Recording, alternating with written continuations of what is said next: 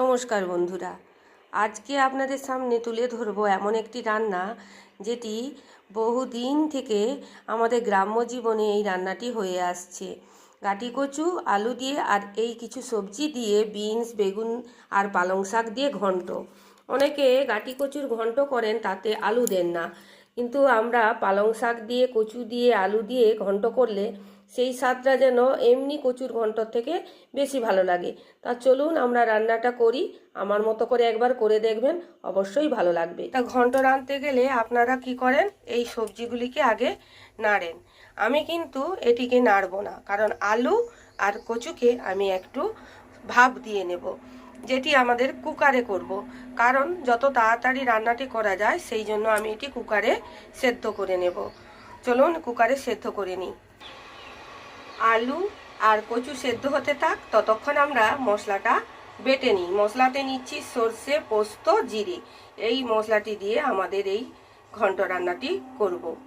এখানে এই সবজিটা ভেজে নেব। এই সবজিটাকে আমি যে খুব যে একদম লাল করে একদম ভাজা ভাজা করব তা নয়, কিন্তু একটু হালকা ভাজা ভাজা করব। এই সময় দিয়ে দিচ্ছি আমার আলু আর কচু। দেখুন, কচু আমি কিন্তু পুরোপুরি সেদ্ধ করিনি, এখনও বাকি আছে। এই কচু আমি যদি পুরো সেদ্ধ করতাম তাহলে টেস্টটা কিন্তু একটু অন্যরকম হতো। একটু সেদ্ধ হবে তরকারিতে, সেই জন্য মানে 70% সেদ্ধ করেছি, বাদ বাকি পার্সেন্ট এই তরকারিতেই সেদ্ধ হবে। এইবার আমি এতে এক এক করে সব লবণ ইত্যাদি দিয়ে দেব। লবণ দিলাম,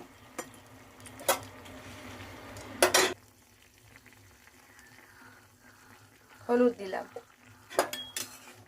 এইবার দিয়ে দেব পালং শাক। পালং শাকটা মজতে একটু সময় লাগবে, তাই পালং শাকটা দিয়ে আমি ঢেকে দিই। বন্ধুরা, এই পর্যায়ে আমি এবার এই সবজিটিকে নামিয়ে নিচ্ছি। কয়েকটি বড়ি ভেজে নিচ্ছি। দিয়ে দিচ্ছি সর্ষে, জিরে, 5 ফোড়ন, শুকনো লঙ্কা, তেজপাতা ফোড়নে। এইবার দিয়ে দেব সেদ্ধ করা সবজিটা, আর দিয়ে দিচ্ছি এই মশলাটাকে আমি করলাম না, কারণ এই পালং শাকের ঘন্টটিতে মশলার যে গন্ধটি থাকবে সেটাতেই খুব সুন্দর লাগবে। দিয়ে দিচ্ছি একটু লঙ্কার গুঁড়া। এরপর ঢাকনা দিয়ে ভালো করে কুক করে নেব।